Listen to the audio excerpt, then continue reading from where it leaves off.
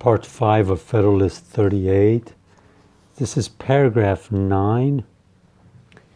So far, he has been talking about all the incoherent objections that anti-federalists have been bringing up. They don't have their own plan.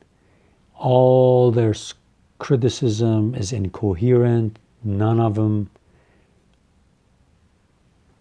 matches the others. None of them has any rhyme or reason to it.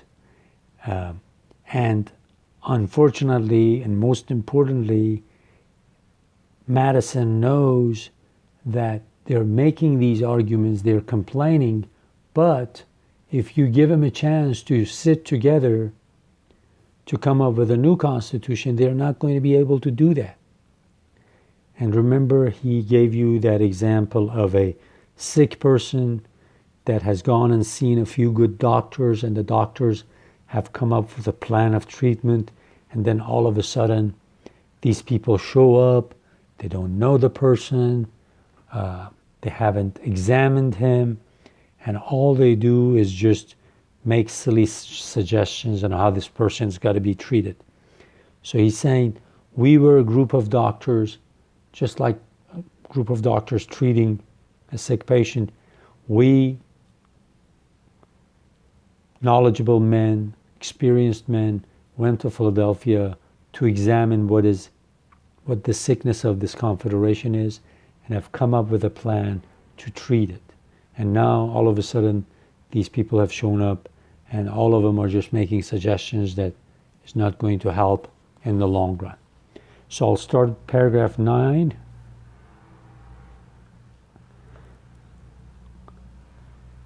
It is a matter both of wonder and regret that those who raise so many objections against the new Constitution should never call to mind the defects of that which is to be exchanged for it. It is not necessary that the former should be perfect. It is sufficient that the latter is more imperfect. No man would refuse to give brass for silver or gold, because the latter had some alloy in it.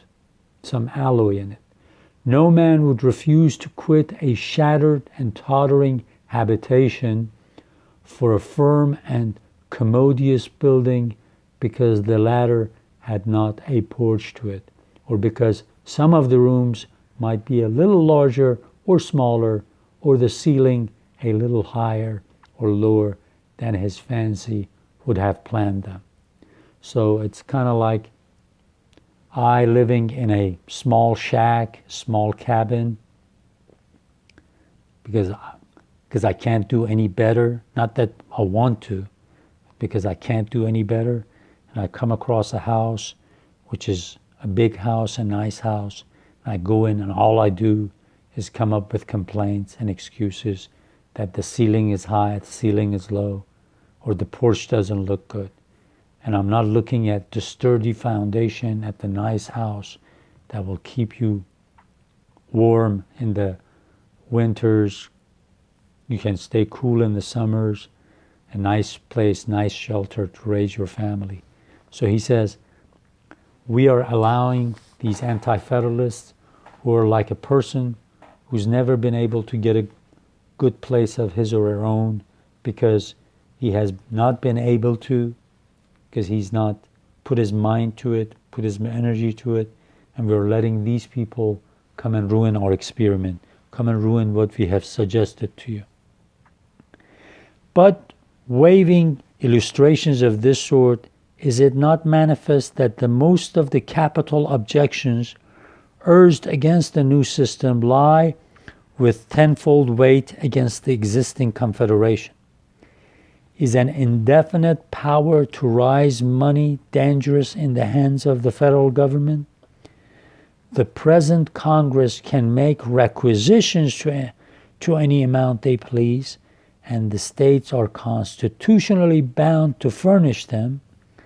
They can emit bills of credit as long as they will pay for the paper.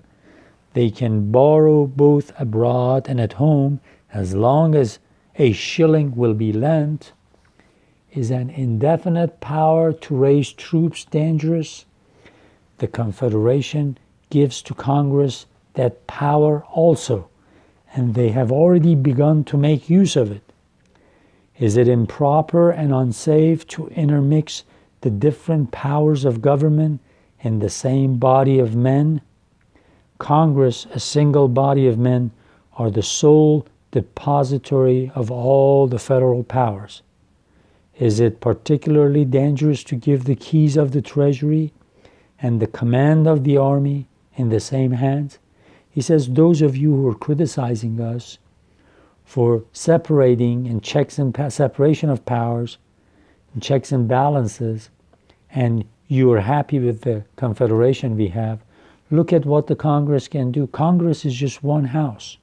We don't have a separate judiciary, we don't have a separate executive, and look at the kind of mess it has got us in, or the weakness we are in. He says we've talked about states or the federal government, national government, wanting money from the states, making requisitions. He says we've gone through all of this, we've experimented with all of these, and we see that states are not cooperating. Do you want us to go through the same thing, the same headache over and over again? He continues, is a Bill of Rights essential to liberty? The Confederation has no Bill of Rights.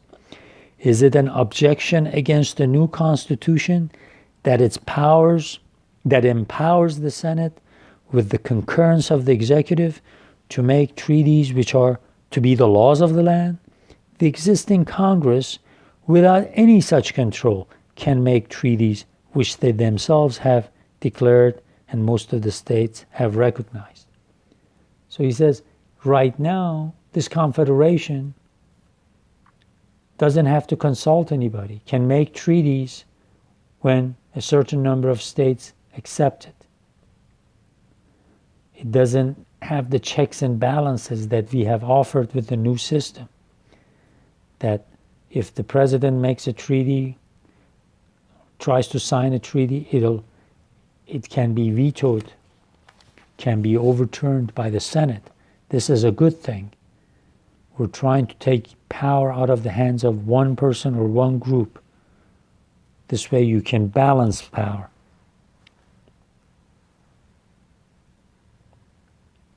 The existing Congress, without any such control, can make treaties which they themselves have declared and most of the states have recognized to be the supreme law of the land. Is the importation of slaves permitted by the new Constitution for 20 years?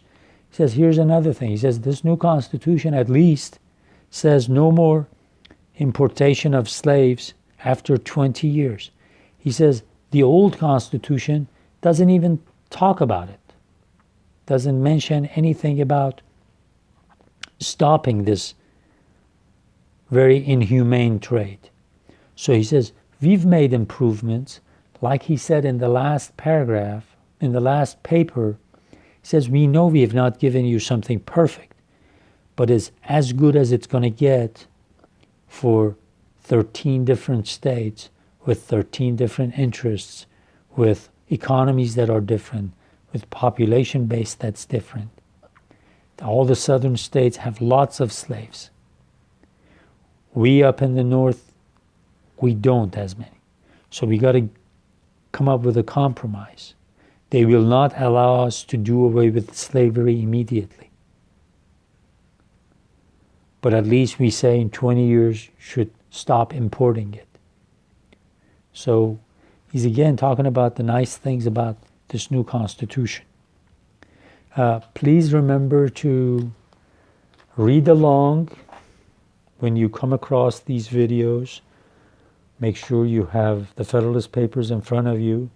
Please make sure that you set some time aside to read the whole thing, because if you don't read the whole thing, if you don't read the 85 papers, it is not going to really make a lot of sense if you read 1, 2, 5 of them.